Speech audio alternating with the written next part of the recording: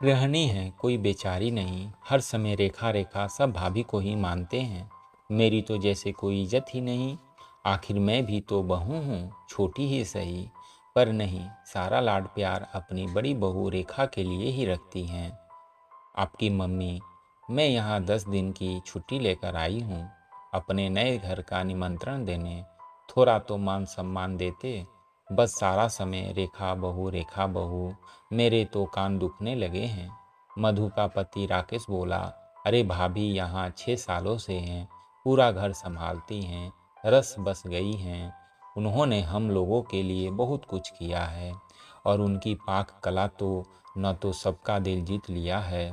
मधु तुनक कर बोली, पतिदेव अगर घर का खाना बनाना ही जीवन का आधार है तो हम तो पागल हैं, जो एमबीए की डिग्री लेकर लाखों के पैकेज कमा रही हैं।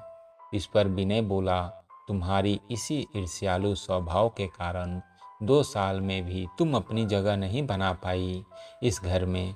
मैं क्यों ईर्ष्या करने लगी?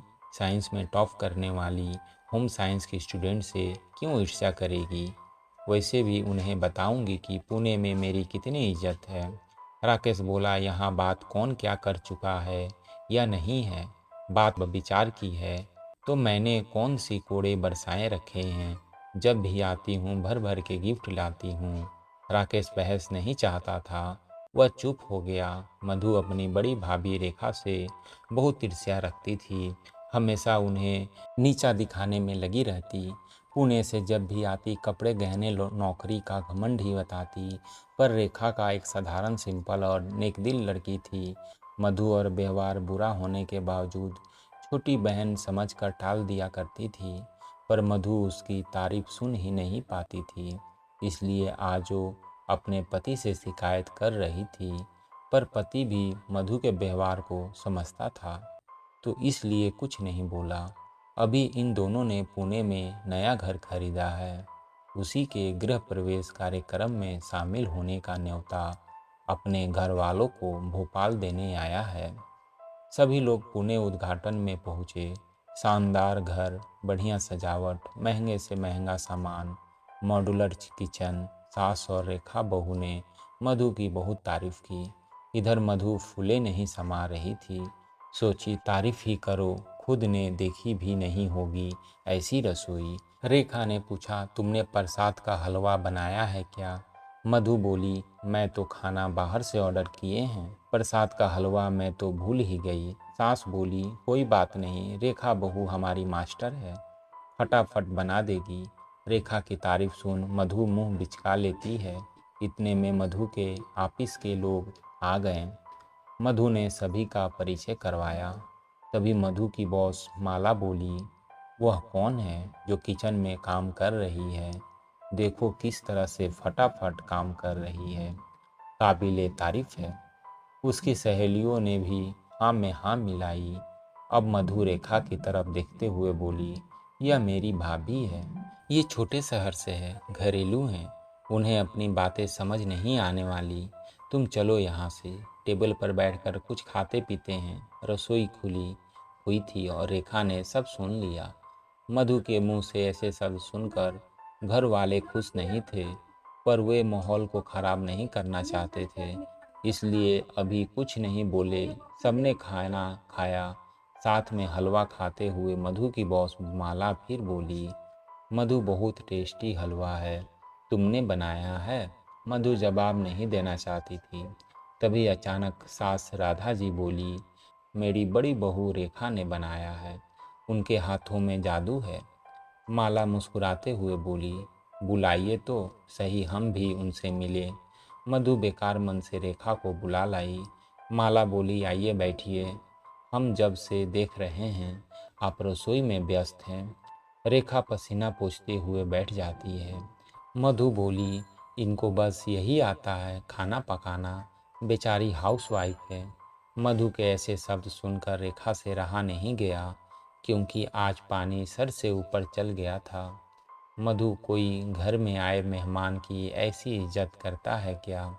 और हम तो तुम्हारी जेठानी हैं। जब सामने वाला भूल जाए तो याद दिलाना पड़ता है। और यह सबके सामने क्या लगा रखा है, बेचारी हाउसवाइफ है। मैं कोई बेचारी हाउसवाइफ नहीं हूँ। मैंने यह काम खुद चुना है, किसी के दबाव में नहीं किया है, जिसे मैं पूरी ईमानदारी से करती हूँ। जब मुझे कोई दिक्कत नहीं, फिर तुम इस तरह कैसे बोल सकती हो? माना कि तुम मल्टीनेशनल कंपनी में काम करती हो, लाखों कमाती हो, तो क्या इससे तुम्हें किसी को भी नीचा दिखाने का अधिकार नहीं मिल जाता है? यह पहली बार नहीं है, कई बार छोटी बहन समझकर माफ़ कर दिया है, पर मेरी भी सेल्फ रिस्पेक्ट है जो मुझे बहुत प्यारी है। तुम्हें मेरा यहाँ आना पसंद नहीं तो मैं अभी चली जाती हूँ, पर तुम्हें इस तरह मेरी बेइज्जती करने का कोई हक नहीं है। नहीं भाभी, आप कहीं नहीं जाएंगी। मधु की तरफ से मैं माफ़ी मांगता हूँ, राकेश बोला। तभी रेखा की बात का समर्थन करते हुए माला खड़ी हुई और बोली, सही कहा आपने। जिस तरह मैं कंपनी में टीम की लीडर हूँ और 6-7 लोगों को संभालती हूँ, वैसे ही आप अपने घर की लीडर हैं, जो घर के हर सदस्यों को संभालती हैं और सारा मैनेजमेंट भी देखती हैं। और किसी को भी आपको और आपके काम को कम समझने का हक नहीं है। मधु, मुझे लगता है तुम्हें माफ़ी मांगनी चाहिए, माला ने बोला। मधु ने सोचा नहीं था कि पासा इस तरह उल्टा पड़ जाएगा। उसे लगा भाभी हमेशा की तरह कुछ नहीं बोलेगी और वह ऑफिस वालों के सामने उनकी बेइज्जती कर तसल्ली कर लेगी। लेकिन अब माफ़ी मांगने के अलावा कोई चारा नहीं था। मधु शर्मिंदा होकर सबके सामने माफ़ी मांग लेती है।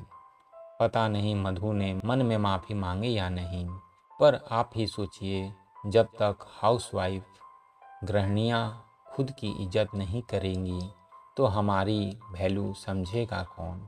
इसलिए किसी कहे गए ताने या अपशब्द मत सुनिए, गर्व से कहिए हम हाउसवाइफ हैं, कोई बेचारी नहीं। यही है हाउसवाइफ की कहानी। दोस्तों, ऐसी ही कहानी सुनने के लिए इस चैनल को सब्सक्राइब करें, ताकि जब भी कोई कहानी आए तो आप तक पहले पहुँचे। धन्यवाद दोस्तों।